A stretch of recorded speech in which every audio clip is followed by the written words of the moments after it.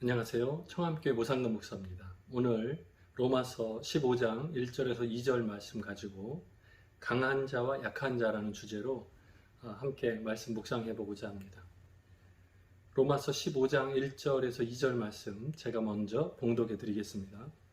믿음이 강한 우리는 마땅히 믿음이 약한 자의 약점을 담당하고 자기를 기쁘게 하지 아니할 것이라. 우리 각 사람이 이웃을 기쁘게 하되 선을 이루고 덕을 세우도록 할지니라. 아멘. 네, 강한 자와 약한 자. 오늘 본문에 보면 강한 자와 약한 자라는 단어가 나옵니다. 여러분은 강한 자입니까? 아니면 약한 자입니까? 우리가 강한 자인지 약한 자인지 한번 생각해 볼까요? 부러움이라는 말 아시죠? 다른 사람을 보면 부러워한다 이런 말 많이 씁니다. 약한 자는 강한 자를 보면 부러워합니다. 여러분은 언제 부러움을 느끼십니까? 주변에 집을 산 사람이 있으면 부러워하나요? 결혼을 하는 사람이 있으면 부러워할 수 있습니까? 돈을 많이 버는 사람을 보면 부러워할 수 있나요? 좋은 직업을 갖게 되는 사람? 혹은 운동을 열심히 해서 복근, 식스팩을 갖게 되면 좀 부러워할 수 있나요? 다른 사람이 나보다 더 나은 것을 보면 부러움을 느낄 수 있습니다. 내가 가지지 않은 것을 다른 사람이 가지고 있으면 부러움을 느끼는 겁니다. 제 기억에 초등학교 들어가기 전이니까 아마도 한 4, 5살 정도 됐을 때 같습니다. 저희 집은 전세로 살고 있었는데 저희 옆집에 더 못 사는 집이 있었어요. 그 집은 월세 살았습니다. 월세 사는 것이 크게 나쁜 건 아니지만 당시에 전세가 월세보다는 조금 더 형편이 나은 그런 상황이었습니다. 그런데 문제는 저희 집에는 텔레비전이 없었고요. 그 월세 사는 집에는 텔레비전이 있었습니다. 이제 문제는 지금은 24시간 TV가 다 나와요. 채널이 여러 개고. 그런데 당시에는 저녁에 5시였나 아마 제 기억에 그때쯤 4시 50분쯤부터 TV가 나왔던 걸로 기억을 해요. 역시 흑백 텔레비전이었습니다. 컬러도 아니었고. 그런데 이제 화면에 뜨지요. 화면 조정 시간입니다. 잠시만 기다려 주세요. 우리 어르신들 기억나시나 모르겠습니다. 그때부터 이제 5시가 되면 뉴스 같은 거 짧게 하고 나서 어린이 프로그램 무슨 톰과 제리 만화라든가 로버트 만화라든가 이런 게 짤막하게 들어갑니다. 그러면 이제 거기에 정신이 쏙 빠지는 거예요. 저녁 먹을 시간이 됐는데 그 집은 저녁을 먹어야 되니까 가족들이 상에 모여 앉고 얘들아 니들 집에 가라 배고프지 얼른 집에 가라 주인 아주머니가 얘기하는데 저희는 안 들립니다. 뭐만 보여요? 텔레비전에 눈이 쏙 빠져가지고 그것만 보고 있는 겁니다. 참 부러웠습니다. 부끄러움이란 주제로 또 얘기해 볼까요? 부끄러움은 언제 느끼는 겁니까? 부끄러움은 다른 사람이 갖고 싶어 하지 않는 것을 내가 가지고 있을 때 부끄러울 수 있습니다. 학창시절에 다른 학생들에게 없는 것이 제게 있었습니다. 여러분 상상력이 막 동원되고 있죠? 다른 학생이 안 가지고 있는 거 제가 가지고 있었는데 그게 뭘까요? 여드름이라고 생각하시는 분이 혹 있을 수 있습니다만 버즘이라고 하십니까? 지금은 제가 이렇게 통통하고 영양가 있어 보이지만 제가 버즘이 있었습니다. 요즘에는 아침에 씻고 로션 같은 걸 바르지요. 그런데 제가 성장할 때는 그런 게 없었습니다. 없다기보다는 있었는데 비싸서 따로 사지 못했고 가끔 아침에 세수하고 얼굴이 좀 뻣뻣하면 어머니 화장품을 조금 빌려 썼습니다. 몰래 빌려 썼습니다. 네. 그래서 너무 비싸서 콜드크림 이런 거 너무 비싸서 어린아이들 얼굴에 발라주기도 아까워할 시절이에요. 그래서 그걸 계속 쓸 수도 없었고 그러다가 제 나름대로 해결 방법을 찾았습니다. 아침에 씻고 나서 주방으로 갑니다. 자, 주방에 얼굴에 바를 만한 게 뭐가 있을까요? 네, 여러분 혹시 저하고 비슷한 경험을 가지신 분이 있습니까? 주방에 얼굴에 바를 만한 게 있습니다. 네. 한두 방울 손에 떨어뜨려서 온 손에 비비면 이게 촉촉해집니다. 이걸 얼굴에도 발랐습니다. 네, 발랐습니다. 그걸 바르면 참 신기하게 하루 종일 촉촉함을 유지할 수 있었습니다. 그런데 이게 부작용이 좀 있습니다. 냄새가 조금 납니다. 아주 심하게는 아닌데 꿉꿉한 냄새가 조금 납니다. 이게 뭔지 아시겠습니까? 네, 여러분 상상하시는 그거 맞는 것 같습니다. 네, 식용유입니다. 그래도 제게는 이 방법이 있어서 참 다행이었습니다. 너 얼굴이 왜 그래? 라는 말을 자꾸 듣는 것보다는 그냥 촉촉한 피부를 혼자 가지고 있는 게 훨씬 더 나았습니다. 우리는 언제 부러워합니까? 우리는 또 언제 부끄러워합니까? 간단히 말하자면 나에게 없는 강한 모습이 누군가에게 있을 때 우리는 부러워합니다. 나 자신의 연약함 때문에 내 실수를 포함해서요, 부끄러울 때가 있습니다. 하지만 우리가 행동할 때는 약간의 차이가 있는 것 같습니다. 출애굽기 22장 18절 이하에 보면 하나님께서 이스라엘 공동체의 어떤 건강함을 위해서 강조하시는 말씀이 나옵니다.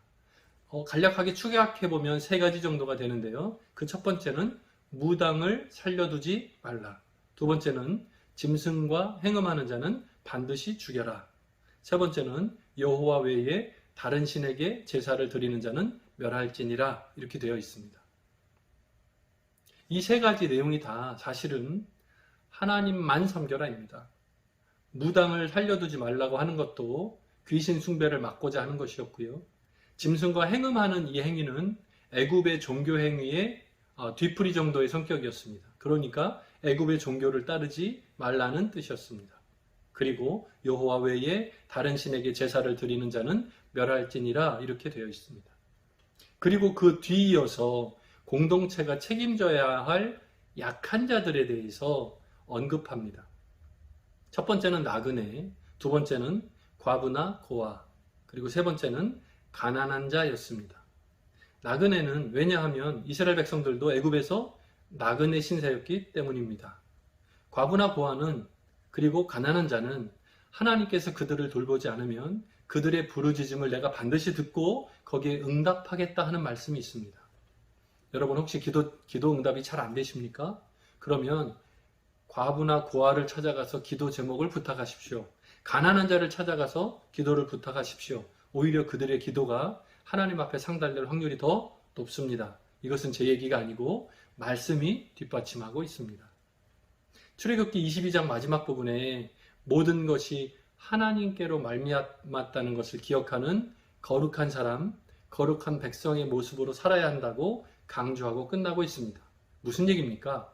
하나님만 섬기고 그 하나님만 섬기는 사람들은 공동체 안에 연약한 사람들을 돌보아야 하며 그 모습이 바로 거룩한 백성, 하나님의 백성의 모습이라는 뜻이 됩니다. 오늘 우리가 강한 자와 약한 자에 대해서 이야기하고 있습니다. 갓난아기가 부모를 돌볼 수는 없습니다. 부모님이 갓난아이를 돌봐야 하는 겁니다. 약한 자가 강한 자를 돌보기는 너무 어렵습니다. 강한 자가 약한 자를 돌보는 것이 당연합니다. 문제는 강한 자가 약한 자를 여간해서 잘 돌보지 않는다는 겁니다. 저와 여러분이 강한 자로서 존재에 갇힐 때를 느낄 때가 언제입니까? 내가 강한 자로서 뿌듯함을 느끼는 때는 내가 강한 자로서의 역할들을 잘 감당할 때입니다. 내가 강한 자인데요. 약한 자를 보고도 그냥 지나칩니다. 그러면 내 마음이 어떻습니까? 네, 많이 불편해야 정상입니다. 내가 강한 자이기 때문에 약한 자를 돌볼 힘이 있습니다. 그런데 돕지 않습니다. 구경만 합니다. 힘은 있는데 돕지 않는 겁니다. 제가 아침에 막내딸을 학교에 데려다 줍니다. 이제 큰딸은 다 커서 혼자 알아서 다니고요. 저희 집 앞에 사거리가 하나 있는데 그 사거리에 접어드는 샛길이 하나 있습니다. 아주 좁은 길이에요. 그런데 그 샛길이 약간 오르막길인데 이 오르막길을 할머니 한 분이 종이박스를 아침에 수거해가지고 굉장히 큰 수레를 끌고 막 올라가시는 겁니다. 발은 열심히 움직이고 계신데 수레는 그냥 그 자리에 있어요. 아침 출근 시간이라 굉장히 많은 사람이 그 옆을 지나가고 있었습니다. 다들 지각하지 않으려고 굉장히 분주하게 뛰어갑니다. 횡단보도를 건너기 위해서 분주하게 뛰어가는 사람들도 있었습니다. 그런데 아무도 이 할머니를 도와주지 않는 겁니다. 바로 그때 어디선가 슝 하고 날아오는 사람이 있었습니다. 뭐 실제로 날개를 가졌다는 건 아니고요. 좀 빠른 속도로 슝 왔다는 거예요. 제가 왜 슝 왔다고 표현하냐면 이분 나이가 한 40대쯤 되어 보였어요. 그런데 그 40대 나이에 걸맞지 않게 제 선입견이 좀 있나 봅니다. 개인형 이동수단 혹시 아십니까? PM이라고 킥보드 같은 거 말고요. 손잡이도 없는 다리 사이에 끼고 서 있으면 전동 휠로 그냥 슝 굴러가는 소리 없이 슝 굴러가는 그 PM을 타고 이동하는 분이 있었습니다. 근데 이분이 건물 앞에 오더니 나름 주차라는 걸 하시더라고요. 밑에 조그만 고리를 딱 꺾어서 예쁘게 세워놓더니 내리는 겁니다. 그리고 옷을 툭툭 털더니 이 건물로 들어갈 줄 알았던 이 사람이 할머니에게 가는 거예요. 그리고 그 할머니를 도와주셨습니다. 그리고 그 PM을 타고 다시 슝 사라졌습니다. 왜 이렇게 멋있는 거죠, 이 순간? 제 머릿속에는 평상시에 이 PM이라는 걸 타고 다니는 사람들, 글쎄요, 그닥 좋아 보이지 않습니다. 선입견이 있나 봐요. 그런데 다른 사람 일에 신경 쓰지 않고 좀 빠르게 지나가는 것 같은 느낌? 남들보다 한 20cm 저 키가 커져서 위에서 아래를 내려다보면서 쓱 지나가는 사람? 약간 그런 느낌이 들었습니다. 겸손해 보이기보다는 약간 교만해 보였어요. 그리고 때때로는 전동 킥보드 손잡이 있는 거 혼자 타고 다니는 거죠, 원래. 그런데 여기에 둘이 타는 사람들이 있습니다. 젊은 청년들 앞에는 여학생이, 뒤에는 남학생이. 남학생이 손잡이를 잡고 여학생은 그 앞에서 다소곳이 붙어 있어요. 멀리서 보면 약간 타이타닉 영화를 찍는 것 같기도 하고, 이게 부럽다기보다는 좀 위험해 보인다는 생각이 참 많습니다. 어쨌든 이 PM 타고 다니는 사람들, 제 머릿속에는 그지 좋아 보이지 않은 그런 좋지 않은 기억들이 좀 많이 있는 것 같습니다. 그런데 그 아저씨 너무 멋있는 거예요. 아침 출근 시간에. 강한 자는 강한 자로서 책임이 있습니다. 책임을 잘 감당하면 칭찬받고 인정받습니다. 아마 그 아저씨 아침에 자기 스스로에게 인정해 줬을 거예요. 나 오늘 참 잘한 것 같아. 잘했더라고요. 왜냐하면 그거를 보고 있는 제 마음도 흐뭇했으니까요. 여러분은 강자입니까? 약자입니까? 오늘 말씀 로마서 15장 1절은 무슨 얘기를 하고 있는지 다시 한번 두 눈을 크게 뜨고 살펴봤으면 좋겠습니다. 믿음이 강한 우리는 마땅히 믿음이 약한 자의 약점을 담당하고 자기를 기쁘게 하지 아니할 것이라. 제가 믿음이라는 단어에 조금 더 힘을 줘서 읽어봤습니다. 처음에 우리 성경 읽을 때하고 지금하고 어떻습니까? 같습니까? 다릅니까? 조금 다르지요. 여러분은 믿음이 강한 자입니까? 믿음이 약한 자입니까? 세상에서의 강한 자가 아니라 성경 오늘 로마서 15장 1절 2절은 믿음이 강한 자에 대해서 얘기하고 있습니다. 스스로를 약하다고 생각하는지 강하다고 생각하는지에 따라서 굉장히 행동하는 것이 다르게 나타납니다. 율법을 연구하는 사람이 어느 날 예수님을 찾아왔습니다. 그리고 묻습니다. 어떻게 하면 영생을 얻을 수 있습니까? 이 사람은 자신이 강한 자라고 생각을 하고 살았을 겁니다. 왜냐하면 율법을 남들보다 잘 알고 있었고 율법을 다른 사람들보다 잘 지키고 있었기 때문입니다. 그러니까 다른 사람들보다 천국을 향해서 좀 더 앞서가고 있다고 생각을 했을 겁니다. 예수님은 이 율법사의 마음을 다 아시면서도 확인을 시켜주셨습니다. 율법에 무엇이라 기록되었으며 내가 어떻게 읽느냐? 내 마음을 다하여 목숨을 다하며 힘을 다하며 뜻을 다하여 주 너의 하나님을 사랑하고 또한 내 이웃을 내 자신같이 사랑하라 하였나이다. 100점짜리 대답을 했습니다. 예수님은 율법사의 말을 맞다고 하셨습니다. 그리고 내 대답이 옳도다. 이를 행하라. 그러면 살리라. 그런데 여기서 율법사가 그냥 갔으면 딱 좋았을 텐데 수식어가 나옵니다. 자신을 옳게 보이려고 또 질문합니다. 그러면 내 이웃이 누구니까? 이렇게 묻습니다. 예수님은 여러분 잘 아시는 선한 사마리아 사람에 대한 비유를 말씀하십니다. 강도 만난 자가 누워있는데 제사장과 레위인이 그저 지나쳐버리고 사마리아 사람이 모든 것을 도와주고 부비가 더 들면 내가 돌아오는 게 더 갚아주겠다고 말하는 이 이야기를 듣습니다. 그리고 예수님이 질문합니다. 내 생각에는 이 세 사람 중에 누가 강도 만난 자의 이웃이 되겠느냐? 저는 이 질문을 오늘 로마서 15장에 적용해서 읽어보고 싶습니다. 내 생각에는 이 세 사람 중에 누가 믿음이 강한 자이겠느냐? 율법사가 처음에 예수님께 질문할 때 천국에 가는 방법, 영생의 방법을 물었습니다. 다시 말하면 누가 더 천국에 가까이 가느냐에 대한 질문에 이 율법사는 스스로 뭐라고 대답을 했냐 하면 강도 만난 자, 다시 말하면 피 흘리고 있는 사람을 만지면 부정하게 되니까 만질 수 없는 율법을 잘 지키는 사람들, 제사장, 레위인을 제치고 실제로 그 강도 만난 자를 돕는 선한 사마리아 사람이 천국에 더 가까이 있다는 예수님 말씀에 세 번째 선한 사마리아인입니다. 이렇게 말하기가 굉장히 부담스러웠습니다. 자, 이제 우리의 고민이 시작됩니다. 우리 사회에서 약자일 수 있습니다. 우리는 사회에서 가난한 사람일 수 있습니다. 뭔가 특별한 사정이 있어서 어려움을 만난 사람들도 우리 안에 있을 수 있습니다. 아무도 모르게 혼자 큰 병을 앓고 있을 수도 있습니다. 여러분 중에 다른 사람 모르게 큰 돈을 가진 세상에서도 떵떵거릴 수 있는 부자가 있을 수도 있습니다.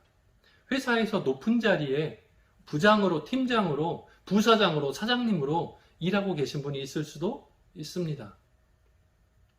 여러분 중에 다른 사람보다 시간이 더 넉넉하게 많은 분이 있을 수도 있습니다. 우리가 강자로서의 역할을 하는 방법은 도울 수 있는 자리에 있는 사람입니다. 우리가 약자라고 생각할 때도 불구하고 나보다 더 약한 사람을 찾아낼 수 있다면 우리는 바로 그때 약자가 아니라 강자가 될 수도 있습니다. 반대로 우리가 강자임에도 불구하고 나보다 더 강한 사람을 바라보면서 그 밑에서 부러워하고 그 밑에서 내 약함을 드러내고 있다면 나는 여지없이 강자가 아니라 약자일 수도 있습니다. 율법사에게 하신 예수님의 명령은 너도 이와 같이 하라입니다. 율법에 피 흘리는 사람 만진다고 부정하게 된다고 가까이 안 간다고 하지 말고 너도 강도 만난 자를 도와서 그의 이웃이 되라. 너도 선한 사마리아의 모습을 가져라 하는 것이 예수님의 명령입니다. 강도 만난 자는 오늘 로마서 15장 1절과 2절을 기준으로 보면 자기 스스로의 힘으로 교회에 나올 수 없는 사람입니다. 자기 스스로의 힘으로 신앙 공동체 안에 들어올 수 없는 사람입니다. 자신의 행위로 구원받는다고 착각하며 살아가는 사람입니다. 자신의 의를 믿고 자신 마음대로 살아도 천국에 갈 수 있다고 생각하는 사람입니다. 강도 만난 자는 과거의 우리들의 모습일 수 있습니다. 예수님께서는 저와 여러분을 살리시려고 엄청난 대가를 십자가에서 지불하셨습니다. 예수님의 십자가는 바로 저와 여러분을 위한 것입니다. 강도 만났던 내가 예수님을 통해서 구원받았습니다. 내가 예수님으로부터 죄 문제를 해결받았습니다. 예수 그리스도의 십자가 보혈로 내가 죄인이 아니라 의인이 되었습니다.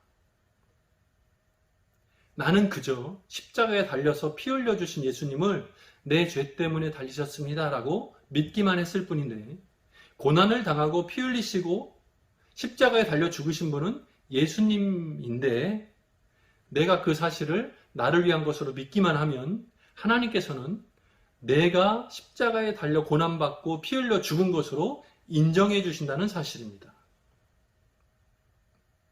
나는 이제 약한 자가 아니라 강한 자가 됐습니다.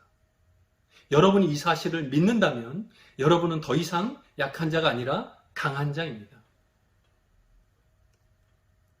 이제는 나와 같은 약한 자, 내 과거의 모습에 그 약한 자의 모습을 가진 사람을 찾아서 예수님을 만날 수 있도록 도와야 합니다.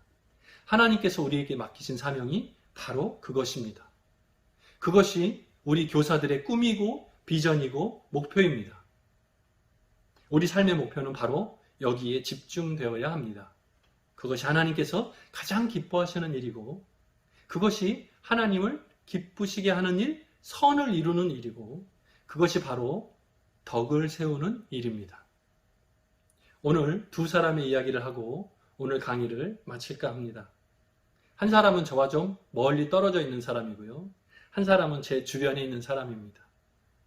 첫 번째 사람은 파블로 카잘스라는 사람입니다. 이 사람은 실존했던 인물입니다. 혹시 아시는 분이 있는지 모르겠습니다. 음악을 전공하신 분이라면 한 번쯤은 들어보셨을 수도 있습니다. 틀렸네요. 파블로 카잘스.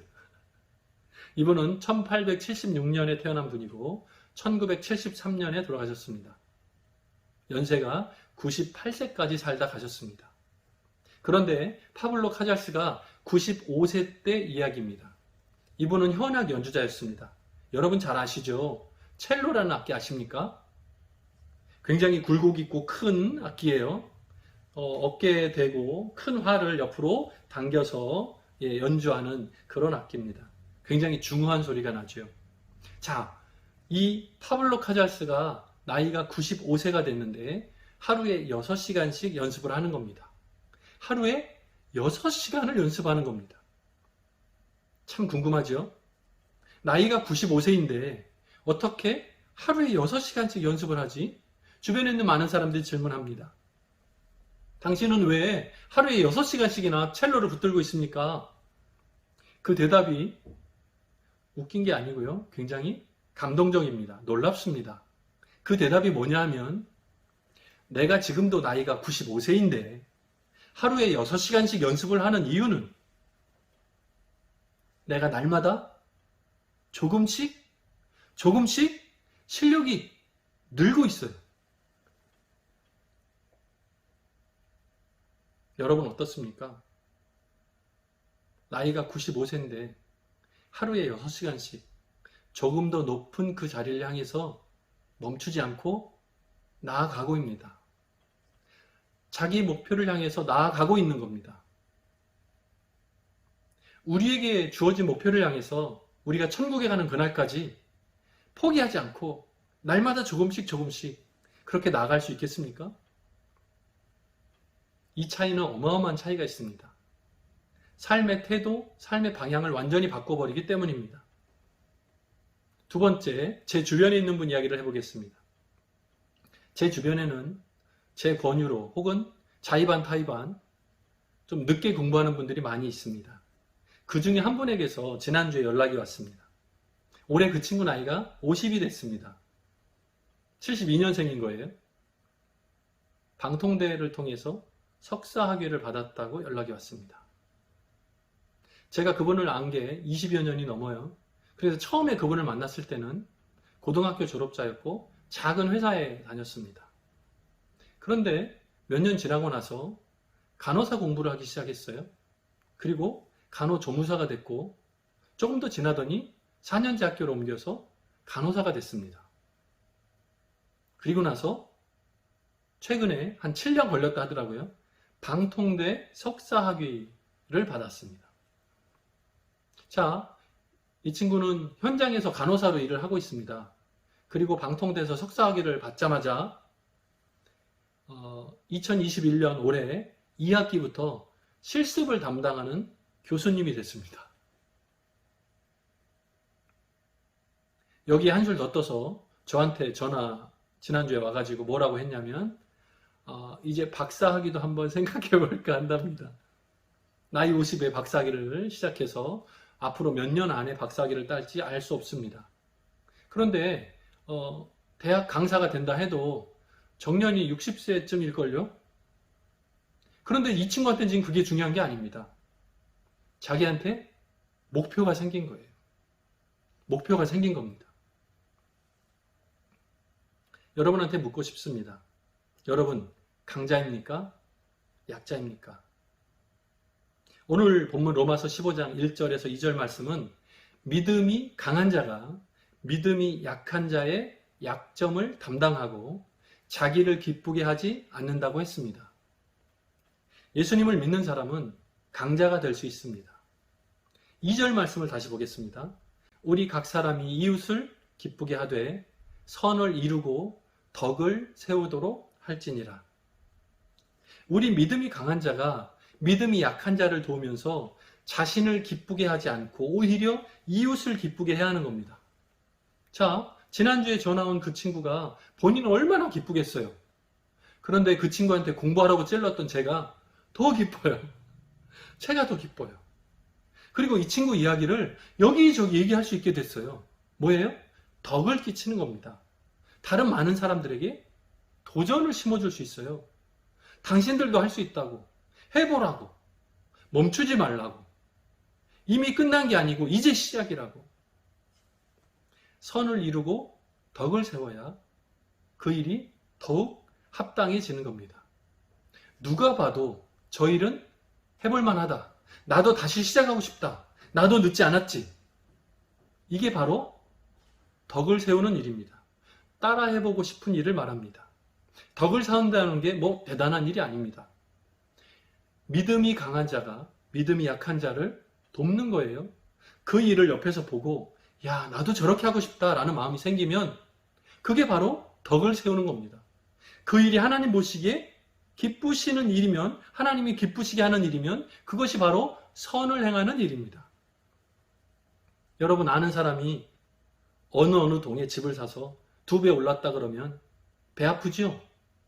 근데 어떻습니까? 돈만 있으면 사고 싶지 않습니까? 신앙생활 하시는 분들은 누가 성경을 매일매일 읽다가 성경 일독을 끝냈다고, 2021년 시작하고 내가 성경 일독을 끝내고 지금 2번째로 읽고 있다고, 그런 말씀을 들으면 어떻습니까? 배알이 꼴려요? 나도 빨리 읽고 싶다 이런 생각 안 드십니까? 오늘 말씀을 함께 나누는 저와 여러분이 새로운 결단이 생겼으면 좋겠습니다. 여러분 결단이 세상을 바꿀 만큼 어마어마한 것이 아니어도 좋습니다. 믿음이 강한 내가, 예수 믿고 구원받은 내가 믿음이 약한 자들을 돌보는 일들로 나만 기뻐하지 않고 오히려 그 일들로 도움을 받는 사람들이 더 기뻐하고 그 일들로 인해서 하나님께서 기뻐하시고 그 일들을 옆에서 보는 다른 사람들이 나도 저렇게 하고 싶다. 나도 저렇게 하고 싶다.